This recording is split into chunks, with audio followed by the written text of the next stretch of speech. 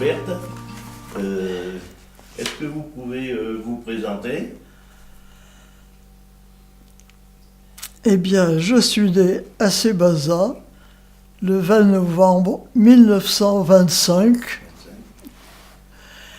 et je pense que je peux me qualifier véritablement d'auvergnate. Ma mère était de Saint-Dié d'Auvergne, donc dans le Livradois, et mon père de Sébaza. Mon père venait d'une famille de gens de la Limagne et ses parents étaient d'Arnia, donc dans les contreforts des montagnes de la chaîne des Puys.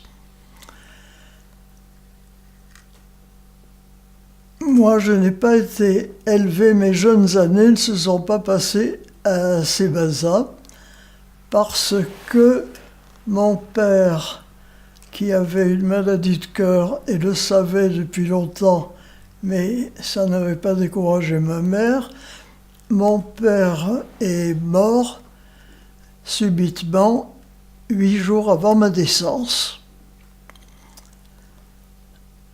Il a donc fallu que ma mère travaille.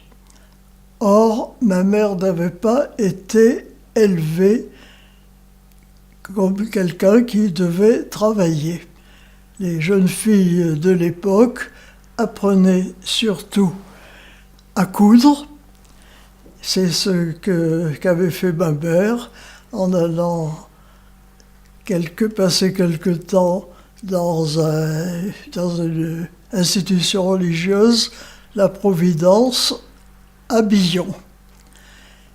Et elle n'était pas du tout préparée à travailler, comme on me disait, chez les autres.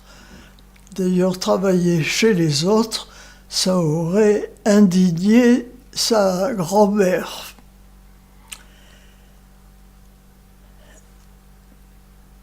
Et donc, ma mère se marie, se trouve veuve. Or, elle avait un problème, c'est que la mère de son mari était déjà âgée et ne travaillait pas. Elle avait perdu son mari, mon grand-père avait dû mourir quelques quinzaines d'années avant. Et ma grand-mère vivait du travail de la terre. Alors vous imaginez ce que ça pouvait être le travail d'une femme dans les champs. Elle possédait assez quelques terrains autour de Sébaza et elle affectionnait un qui était plus facile à travailler du côté de la Maison Blanche. Et là, il y avait un magnifique cerisier. Et sur ce cerisier, elle ne voulait pas qu'on coupe les branches pour que le bébé, qui avait quelques heures, puisse s'amuser à ramasser lui-même les cerises. Et il y en avait aussi un autre petit terrain qui lui plaisait beaucoup. C'était un en montant sur la colline, qui s'appelle en ce moment la rue des Caves. Et c'est là qu'elle avait un petit terrain où elle cultivait probablement de quoi faire manger le petit ménage qui n'était pas très important. Oh, il y avait aussi les vignes, il ne faut pas que j'oublie les vignes, les sacro-saintes vignes de Sébaza. Et chacun faisait son vin, qui était évidemment le meilleur. Et vous aviez des vignes? Ah oui. Oui. Mon père avait des vignes. Mon père avait des vignes. Avec sa maladie de cœur, il ne pouvait pas faire le travail des champs, mais il était très, très bricoleur, très travailleur, et il travaillait beaucoup. Il savait très bien travailler de ses mains. Il a fait des quantités de petits meubles, justement, avec des morceaux de tonneaux qui restaient dans les caves. Et vous n'aviez pas d'animaux? Oh, ici, il y avait des poules et des lapins qui habitaient dans la petite rue qui descend jusqu'à la place de la commune et où nous avions une grange. Et vous habitiez à quel endroit à ce moment? Eh bien, la maison que mon grand-père avait fait construire, ce fameux Laurent Bardin. C'est la maison que vous habitiez?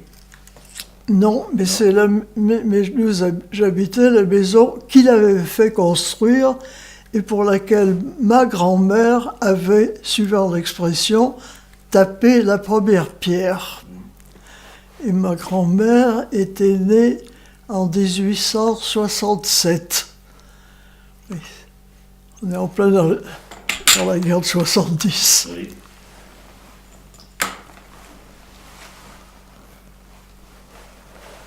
Donc les gens vivaient du produit de leur terre. On n'allait pas en pension. Cependant, il y avait dans ces bazars des frères de la Croix, qui avaient appris beaucoup de choses aux jeunes gens de l'époque. Et c'est pour ça que mon père avait autour de lui des gens de son âge qui étaient assez cultivés. Je pense au père Lidière, je pense à Desmartins, je pense à Félix Chapon, et des gens de son époque. Ils savaient lire et écrire. Et mon père aimait beaucoup la lecture et il faisait aussi des poèmes. Et de son côté, ma mère aimait aussi énormément la lecture. Dans son Saint-Dié d'Auvergne, elle avait des amis. Elle avait passé son certificat d'études avec succès et la personne qui s'en occupait et qui était de Courpierre aurait bien voulu qu'elle soit pensionnaire à Courpierre et qu'elle continue des études, mais il fallait quitter sa mère. Et quitter sa mère pour aller à 10 km, c'était pas possible. Donc ma mère n'avait pas fait d'études, mais elle savait beaucoup, beaucoup de choses. Et quand plus tard nous avons visité Istanbul, elle cherchait l'endroit où s'était passé l'homme qui assassina de Claude Farrer.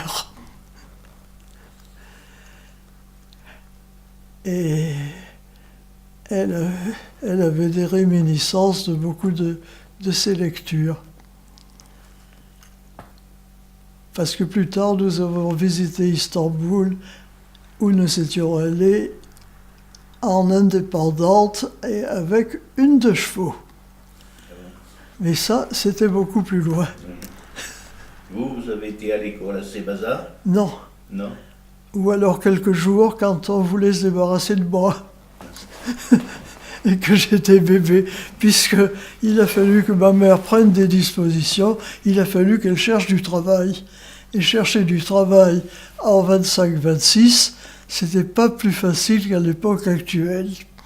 il y avait quand même une petite industrie à Sébaza, c'était la dentelle.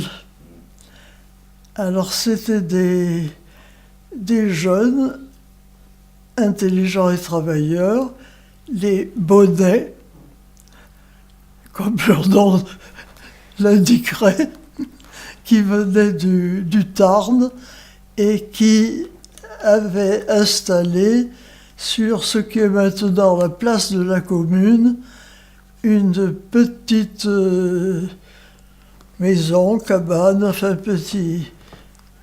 petit édifice où on pouvait faire, où ils avaient des métiers et on pouvait faire de la dentelle. Et comme à ce moment-là, j'étais bébé et élevé au sein, elle avait le droit de sortir au moment de la tétée.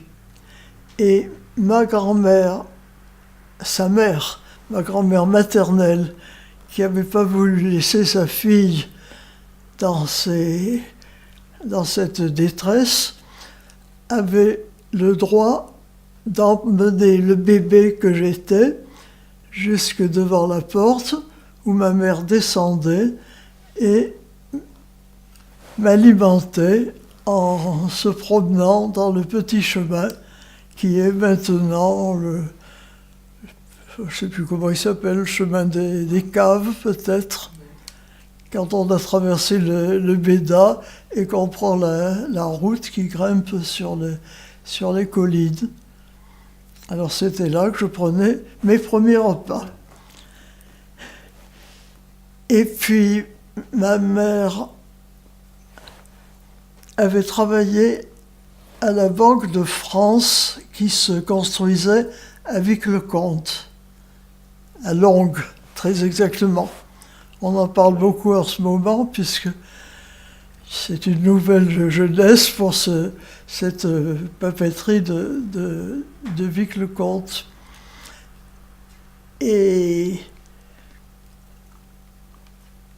ma mère, qui avait travaillé quelque temps, et avait démissionné, avait été rappelée. Alors, elle a pensé que le mieux, c'était d'aller travailler avec le comte. Mais travailler avec le comte, c'était bien beau. Il ne fallait pas abandonner ma grand-mère qui était à Sébaza et qui se trouvait toute seule. Alors, que faire? Eh bien, y aller. Et avec les moyens de l'époque, c'est-à-dire pas grand-chose. Donc, elle partait très tôt le matin, à bicyclette. Elle allait en direction de Montferrand. Sur la route, pas une maison, sauf l'octroi. Oui. Alors, entre Sébaza et l'octroi, il n'y avait pas une maison. À l'octroi, les premiers qu'on voyait, et on continuait sur Montferrand. Elle laissait son vélo chez un commerçant ami. Elle prenait le tram pour aller rue de Châteaudun, à la gare de Clermont.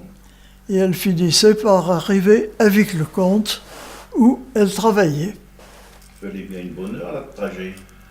Oh oui, Plus. oh oui, peut-être plus. Donc elle travaillait combien d'heures par jour Je sais à pas. l'époque? Je sais pas. Donc il fallait qu'elle parte de bonne heure le matin. Elle partait très tôt. Elle partait très tôt, elle rentrait certainement tard. Donc elle passait la journée. Et elle passait la journée, ben oui, avec le comte. Ou ensuite, mais elle avait déjà fait ça en travaillant à partir de Saint-Dié avec le comte, parce qu'elle avait été entraînée à cette papeterie de Vic-le-Comte par une amie qui était devenue très bonne amie à elle et qui était la fille encore un autre métier qui n'existe pas. Allez, vous voulez savoir ça?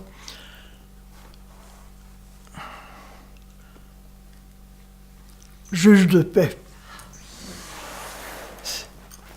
Son ami était la fille du juge de paix et qui était originaire de Vic-le-Comte et qui avait été nommée à Saint-Dié d'Auvergne. Donc voilà ma mère qui reprend donc le travail qu'elle avait fait étant jeune. Et puis, c'était évidemment très fatigant. Alors que faire? Se rapprocher. Donc on cherche une maison à Clermont. Et on en trouve une, avenue de la République, où elle s'installe. Oh, je devais déjà avoir l'âge de parler. Il paraît que j'étais contente quand j'étais dans la rue de Châteaudun et que je disais « Ma maman m'a acheté la plus belle maison de Clermont ». La plus belle maison de Clermont était très modeste, mais elle était beaucoup plus proche de Sébaza. Alors ça a duré quelque temps, et finalement, la solution la meilleure, c'était de s'installer à Langres, très exactement à Langres. Alors à Langres, près du pont, qui n'existe plus, malheureusement, parce que c'était beaucoup plus joli comme passage que maintenant. Il y avait un pont sur l'Allier. À côté, il y avait la maison du cantonnier, une ferme et une maison un peu bourgeoise, si l'on peut dire, entourée d'un jardin et d'une sorte de petit bosquet où nous nous sommes installés dans une maison où nous avions 2 pièces, où il n'y avait ni eau ni électricité.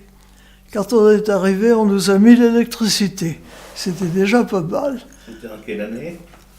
29. Parce que ma grand-mère est morte en 29.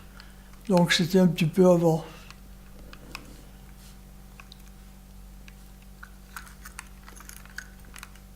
Alors pour moi, c'était magnifique. On n'avait plus... Ah oui, parce que il y a eu une période où ma grand-mère était vivante à Sébaza et où nous allions la voir les samedis, puisque maman ne travaillait pas le samedi. Alors on partait avec le train de Clermont, de Sébaza, oui, de Vic-le-Comte. On partait et il n'y avait pas d'autre moyen que d'aller à pied à partir de Montferrand. Alors on m'a toujours raconté que je marchais donc avec ma grand-mère et ma mère et je courais d'un arbre à l'autre. Il y avait des magnifiques arbres le long de la route et ça m'amusait beaucoup, comme les petits chiens. Je courais d'un arbre à l'autre, je les attendais, et puis voilà. Alors on avait essayé aussi de passer par Gerza, prendre le train jusqu'à Gerza. Et je me rappelle qu'à ce moment-là, ma grand-mère de Sébaza allait à Gerza, à pied bien sûr, avec mon landau d'enfant, et me transporter de cette façon-là. Donc ça veut dire que j'étais très jeune. Et puis après, donc ma grand-mère de Sébaza est décédée. Alors moi, mes souvenirs, c'était... J'étais avec ma mère, bien sûr. Il y avait beaucoup de boue dans les rues de Sébaza. Le terrain était très épais. Et puis ma mère avec le grand voile devant la figure, bien sûr. Alors, il paraît que je soulevais le voile, que je disais coucou. Et je disais, quand j'étais dehors, Blanchette. Et quand j'étais dedans, c'était Fatma. Et les gens l'interprétaient. Elle est gentille, cette petite, elle veut consoler sa mère. Ils n'imaginaient pas que c'était un jeu.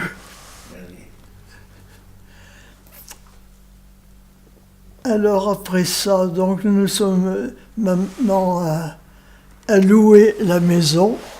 Elle a loué la maison. Ah ben il y avait des lois. On n'avait pas le droit de faire ce qu'on voulait. On avait des terres, mais pas le droit de les vendre. Mon père était mort après sa mère. Mon père était mort avant. Mon père était mort avant sa mère. Tous les biens étaient à sa mère. Et il passait directement à moi. Et il fallait un tuteur pour lequel on a pris un cousin germain de mon père, les plus proches probablement, quelqu'un de très bien, Joseph Linière, et qui a été mon tuteur en laissant faire à ma mère absolument tout ce qu'elle voulait, et il a bien eu raison. Il n'y avait d'ailleurs pas grand-chose à faire. Et les terres, il fallait attendre ma majorité pour que je puisse en faire quelque chose. Ce qui s'est trouvé d'ailleurs, et qui est arrivé à un bon moment. Parce que c'était le moment où les gens venaient où c'était après la guerre. Après la guerre, cette fois-ci. Et alors, nous étions donc dans cette maison à peu près isolée de Longues, et je pouvais avoir un chien, un chat. J'étais très heureuse avec ma grand-mère pour s'occuper de moi, et ma mère qui venait après son travail, et qui, ayant de l'asthme, se fatiguait beaucoup. Et puis, à Longues, il n'y avait rien à ce moment-là. Tout se construisait autour des pavillons de la Banque de France, et pas de magasin, rien. Alors on avait un épicier qui venait des Martres de Verre, et qui venait avec une bicyclette. On avait le boulanger quand même, qui venait 3 fois par semaine. Il y avait même 2 boulangers qui venaient de Vic-le-Comte et qui nous approvisionnaient. Il y avait... Je crois qu'il n'y avait rien d'autre. Une dame qui venait de Coran et qui avait une voiture, je ne sais pas laquelle. Et je crois que c'est à peu près tout. Il a fallu attendre 1936 pour qu'il y ait une école et une épicerie à Longues. Et bien sûr, on allait en classe, il y avait beaucoup d'enfants qui étaient pensionnaires à Vic-le-Comte. Et il y avait aussi les transports départementaux qui faisaient Clermont-Sugère, ou plus exactement Clermont-Sauxillange. Et donc ma mère prit un abonnement pour moi. les premiers temps, on devait m'accompagner jusqu'au point d'arrêt de l'autobus. Et puis, on me récupérait à Vic-le-Comte et quelqu'un de l'école venait me chercher parce que j'avais 6 ans. J'avais 6 ans, mais ma mère m'avait appris à lire et à écrire. Elle n'avait pas beaucoup de mal à m'apprendre à lire. Mais pour apprendre à écrire, ça avait été beaucoup plus difficile. Et vous êtes resté jusqu'à quel âge à cette école? Jusqu'à la première communion qui se faisait à 11 ans à l'époque. Et alors à 11 ans, mais il y avait eu autre chose, c'est qu'il y a eu le moment où une papeterie de Biercy, dans la région parisienne, a cessé. Et tous les ouvriers sont venus à Vic-le-Comte, à Longues. Donc, il y avait énormément d'enfants qui allaient pouvoir aller à l'école. Et la Banque de France a fait un petit service de ramassage avant l'heure, avant le don. Alors, on avait un point de départ, pas loin de la Banque de France. Tous les enfants de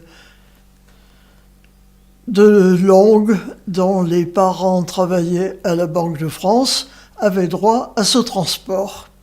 Alors, bien sûr, c'était des galopins qui s'amusaient, mais il y avait un chauffeur qui ne se laissait pas faire, et c'était dû.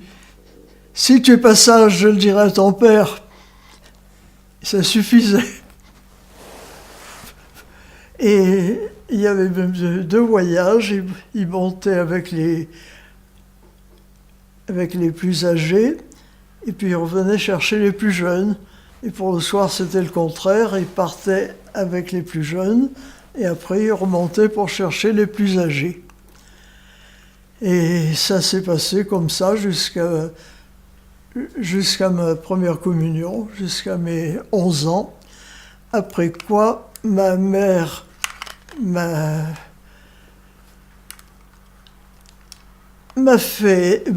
inscrite à Fénelon, à Clermont, et elle m'a confié à la fille du chef de gare qui, elle, allait à l'école supérieure, mais enfin c'était le même trajet.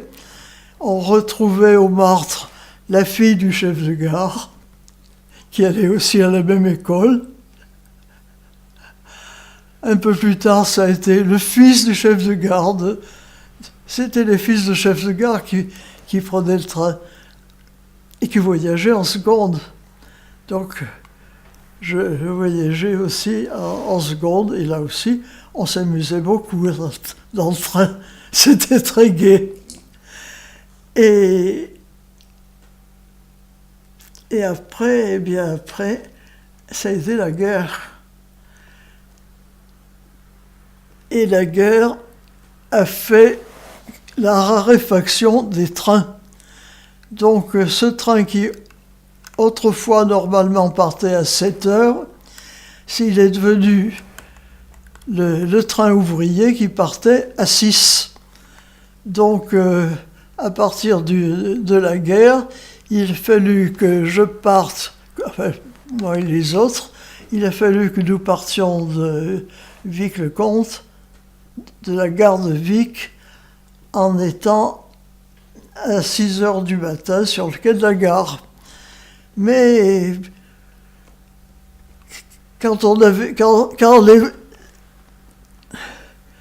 la voie publique avait vu que ma mère me mettait dans le train si jeune, on avait dit, elle est folle, il lui arrivera quelque chose. Quand ils ont vu que rien ne m'était arrivé, il y en a beaucoup d'autres qui sont venus. Donc il y avait beaucoup de monde qui venait Vic-le-Comte, des Martres de Verre, etc.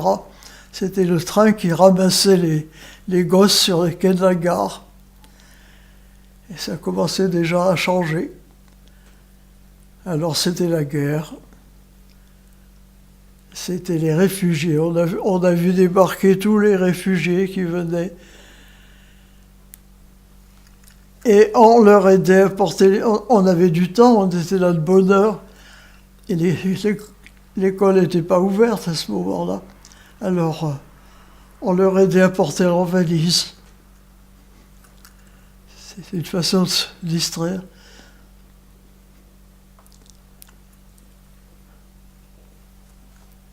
Et après, pendant la guerre, vous avez continué quand même à aller à l'école? Pendant toute la guerre, vous avez été à l'école? Oui. Oui. Oui, mais bien sûr. Et pendant toute la guerre, j'ai passé mon bac, normalement. Après, je suis allé à Blaise Pascal pour la préparation aux grandes écoles. J'ai continué à faire le trajet tant que j'étais à Vic-le-Comte, tant que j'étais à Longues. Mais on nous avait mis l'eau, quand même. Parce qu'avant, quand il n'y avait pas d'eau, il y avait une petite source au milieu des prés. Alors on allait avec ma grand-mère, et c'était un endroit où on devait faire boire les vaches parce qu'il y avait un bassin devant. Et moi, je m'amusais à sauter d'un côté à l'autre jusqu'au jour où je suis tombé au milieu. Ma grand-mère m'a ramassé. Allez, hop, file à la maison, te changer. Et ça s'est passé comme ça. Donc vous avez fait vos études à Fénelon, et après Fénelon? Eh bien, Blaise Pascal et la fac, ça allait ensemble.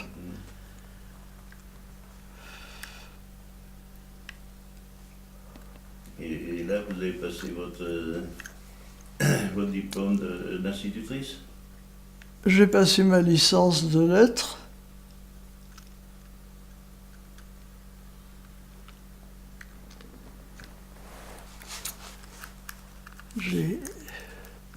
Est-ce que vous avez été institutrice? Professeur, Professeur? oui, À Clermont? à Clermont. À Clermont.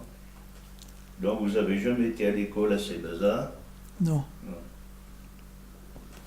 Et après, quand c'est que vous êtes revenu à Sébaza? Quand ma mère a eu sa retraite, elle n'avait plus rien à faire avec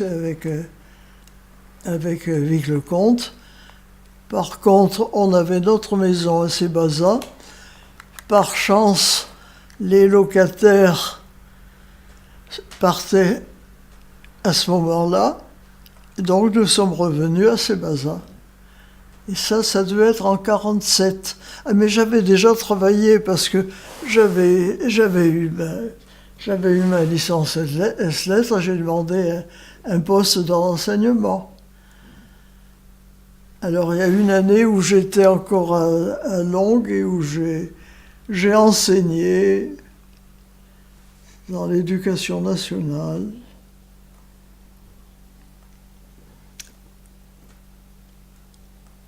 On était nommés et on pouvait faire des remplacements. Alors j'ai été nommé au Puy, j'ai été nommé à Guéret. Et ma mère habitait Sébaza. Rue des Farges, là? Où vous habitiez, vous? Oui, oui, la maison où j'étais né. Et à côté, il y avait... C'était bien un charron? À côté de chez vous?